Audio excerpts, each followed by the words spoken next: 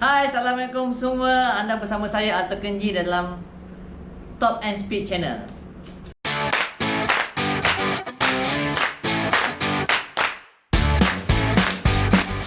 Okay guys, jom kita tengok software issue KZR. Okey semua, ini adalah software untuk issue KZR. Okay, kita boleh tengok sini dia ada dua stage. Ada stage 1 iaitu straight performance dengan stage 2 highway king. Okay, kita perkenalkan dulu dengan stage 1 lah. Ini adalah basic untuk tuner-tuner yang baru. So kita tunjukkan yang ni macam mana. Okey, ini adalah basic punya untuk stage 1. Okey, first kali kita ada bahagian ni bahagian AFR, bahagian minyak. Dan bahagian kanan ni adalah bahagian api Okey, dia dua-dua ni adalah bahagian trim tuning. So dia hanya tambahkan persen daripada base map yang asal sahaja. Okey, first kali kita ada ni kita boleh set up dia punya launch control, ada anti lag semua, and then quick shifter kita boleh cut RPM berapa RPM kat sini, and then dia punya temperature dan sensor-sensor lain lah. Okey, daripada belah kanan sekejap kita boleh check dia punya, kita boleh set up dia punya TPS sensor, TPS voltage untuk calibrate lah. Okey, maksudnya bila kita dah dapat dia punya calibrate tu, kita capture dan kita capture bahagian open pula. Itu saja. Ini bahagian acceleration. Ini untuk respon motor tu, untuk ringan ke apa ke, daripada sini.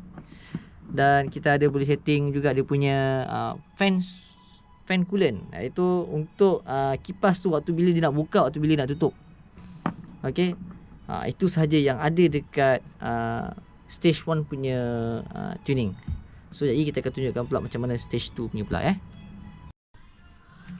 Okey semua, kita berkembali semula dengan software issue KZR. Okey, ini adalah untuk yang stage 2 untuk highway king. Okey, ini adalah dia buka semua map kita, dia buka. Okey, ini adalah base map kita daripada 0 TPS hinggalah 100 TPS, dan ini RPM, dan maksimum RPM dia sampai 15,000 So di sini kita punya base map lah. Kita boleh set sama juga dengan belah kanan ni. Inilah kita punya base map untuk bahagian ignition. So kita ambil bahagian kiri ni dulu Okey, untuk bahagian kiri ni kita ada ni base map macam biasa. And then kita still ada juga untuk trim. Belah sini juga dia akan tambah daripada base map yang asal. Okey, kita ada ICS. ICS ni kita untuk motor-motor yang ada macam RS lah, kita boleh adjust dia punya idle kat sini. Lepas tu kita boleh set up. Tapi kalau kata untuk LC tak ada, kita akan gunakan disable lah belah sini. So kita ada sensor. Okey, ini yang kita akan gunakan untuk bila kita tuning menggunakan auto sensor tu. Okey, yang disediakan package dalam KZR punya ECU. Kita hanya klik saja dekat sini dan kita upload, dan dia akan baca semua menggunakan wideband. Okey, dan ini adalah untuk kita setting, iaitu launch control, anti lag dan quick shifter, dan yang lain sama juga macam stage 1 tadi. Okey, dan kita ada injector timing kat sini sebenarnya ECU ni. Yang best ni ECU ni dia ada graph kat bawah ni, kita boleh tengok bawah ni. So kita boleh tahu kat mana kita nak ubah dia punya injector timing dia ni sebenarnya. So injector timing ni dia punya sistem dia adalah dia end of timing, sebab kebanyakan ECU yang ada sekarang dia adalah start of injector, tapi untuk injector ni dia menggunakan end of injector. Okey, so dia macam kereta punya sistem. So lagi best sebenarnya. Okey, ini adalah bahagian bahagian fan, minta maaf fan. Okey, ini adalah fan, dan dia ada juga untuk VVA yang akan datang untuk keluaran untuk R15 dan skuter MVX. So itu akan datang, kita akan update balik dengan korang semua. Okey, dan dia ada gearing. Okey, di sini kita boleh capture untuk gearing 1 2 3 4 5 sampai 6. Untuk Honda RS 6 gear, untuk Y15 hanya 5 gear sahaja, jangan lebih-lebih pula. Nak tambah 6 gear boleh juga, tak ada masalah pun. Okey, dan kita boleh calibrate balik dia punya puzzle untuk speed yang ada pada meter motor. Dan kita boleh adjust daripada sini dia punya AFR, dia punya ratio dia. Kita boleh adjust minyak nak lebihkan ke, nak kurangkan ke. Sama juga dengan sini api dia ataupun nak lebih ataupun nak kurang, ikut pada kita. Okey, ini adalah bahagian TPS dan map.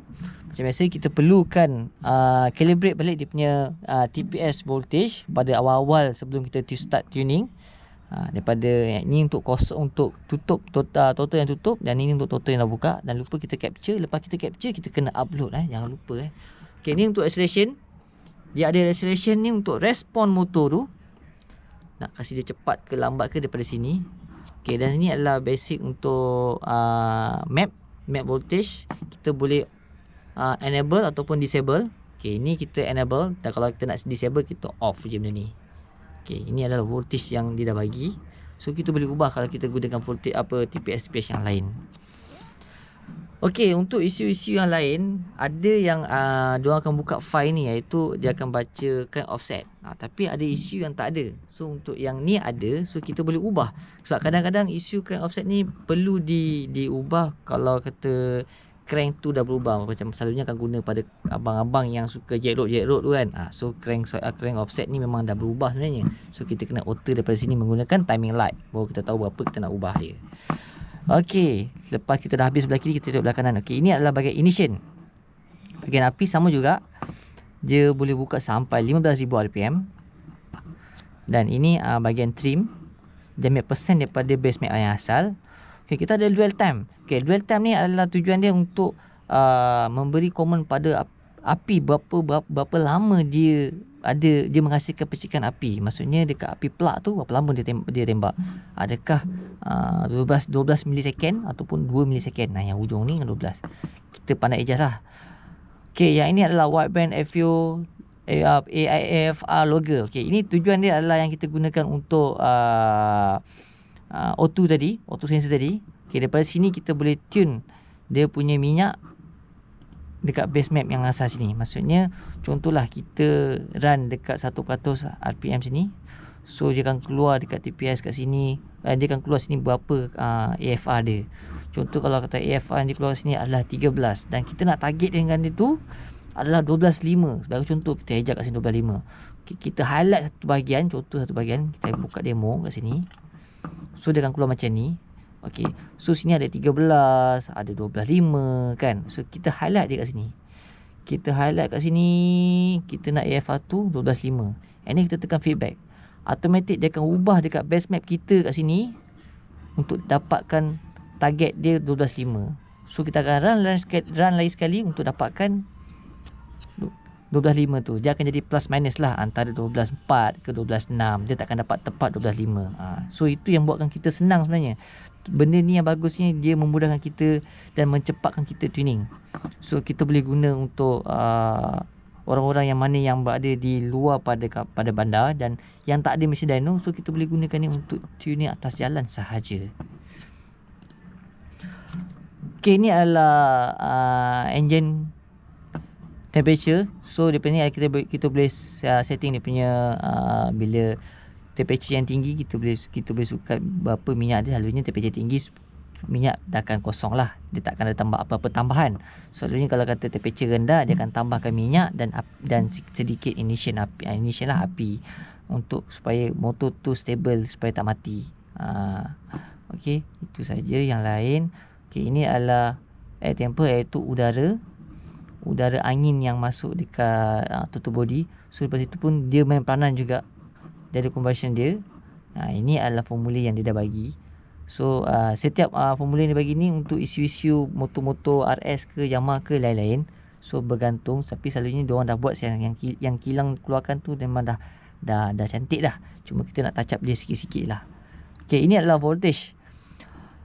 Okey, voltage yang dual compression timer apa semua. Okey, ini adalah voltage untuk injector timing. Tujuan dia adalah kalau kata voltage kita rendah, bateri kita tiba-tiba rendah kan, tapi dia boleh supportkan kita punya injector tu untuk sembuh kuantiti yang apa yang kita nak.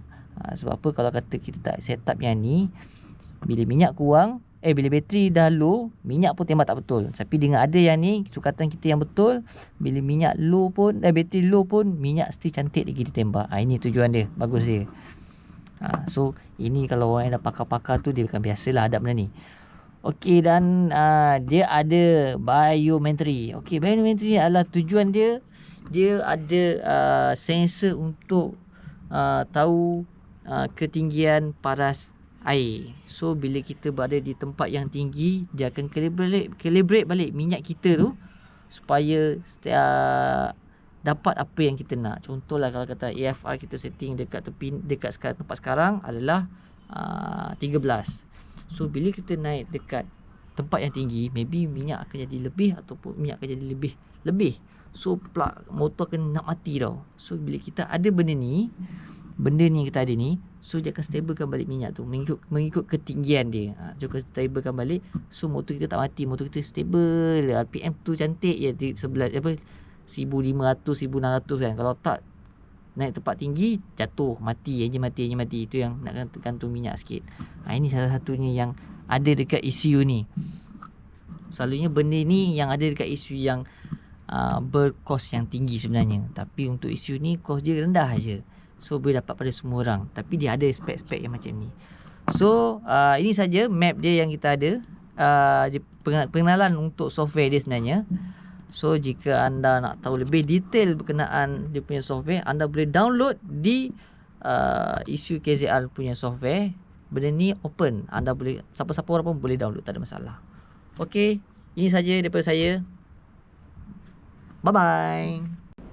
Okay, kepada anda semua yang ingin tahu lebih detail, boleh like page kami di Facebook KZR ECU Malaysia, ataupun hubungi kami di nombor yang tertera di bawah ini. Okey, jangan lupa untuk subscribe Talk and Speak channel kami, download dan tekan loceng keting semua dan jangan lupa komen dan follow video kami akan datang.